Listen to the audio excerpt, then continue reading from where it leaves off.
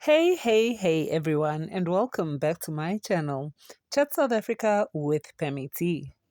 So today is the day of the SONA debate, and during this debate, we heard a lot being said about the Land Expropriation Act. And not only that, but President Cyril Ramaphosa did take some time to respond to a couple of things that were said, and as well as this Land Expropriation Act that has recently been causing a bit of an uproar between South Africa and the US, Donald Trump and President Cyril Ramaphosa. Go. We are the first to acknowledge that we have not yet achieved a number of the aspirations set out in the Freedom Charter, but it is dishonest to say that no significant progress has been made. A number of the speakers during this debate spoke about the land question, which I have in the past characterized as the original sin that was committed against the people of our country. Describing the Natives Land Act of 1913, Solomon Blaikie described the Natives Land Act as an insidious law that rendered black people pariahs in their own birth, in the land of their own birth. It is this Native Land Act that plunged millions of South Africans into poverty and deprivation, whose impact endures right to this day. Despite the terrible deed that was perpetrated against black South Africans here in the city of Cape Town, along the foothills of Table Mountain, there lies a potent symbol of hope, change and progress. Just a few kilometers up the hill from our parliament is District 6. It is here that one of the most painful chapters in the history of this country took place nearly 60 years ago. In 1968, the apartheid regime began demolishing District 6 to make way for a whites-only suburb. More than 60,000 people were forcibly removed. Families were torn apart. An entire community and way of life was destroyed.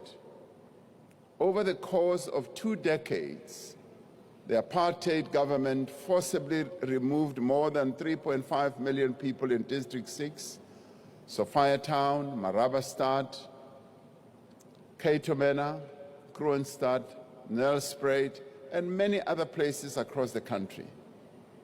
It was one of the largest mass removals of a people in modern history.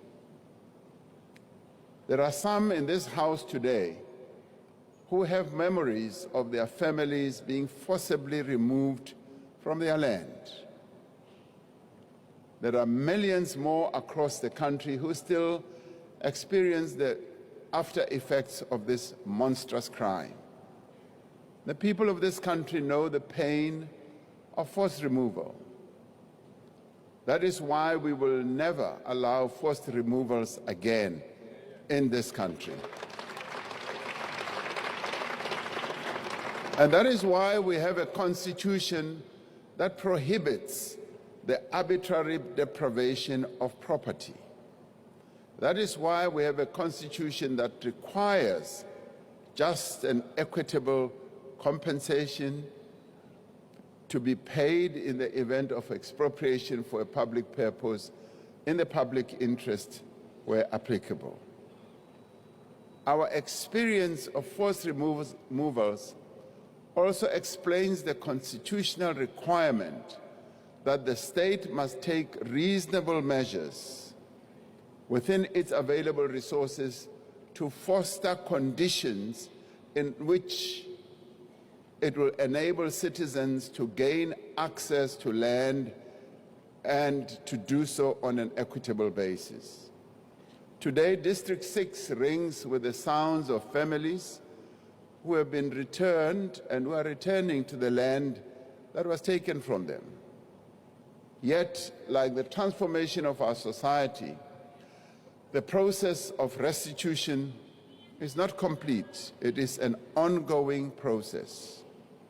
There is still much that needs to be done to heal the divisions of the past. I reflect on this, honorable members, because it is part of our history, not only because issues of land and redress have featured prominently in this debate, but also because understanding this past that many would like to forget is vital to understanding the nation that we are working to build. We want to live together in peace, harmony, and equality. We do want to see our country succeed and growing. We must not allow others to define us, but more importantly, to divide us. At a time like this, we need to stand united as a nation, particularly now when we are facing a harsh global wind. This is not the time for any of us to rush off to foreign lands to lay complaints about issues that we ourselves can solve here in this country. We need South African solutions for South African problems. While there are many diverse and different voices in our country, we must strive to convey a common message.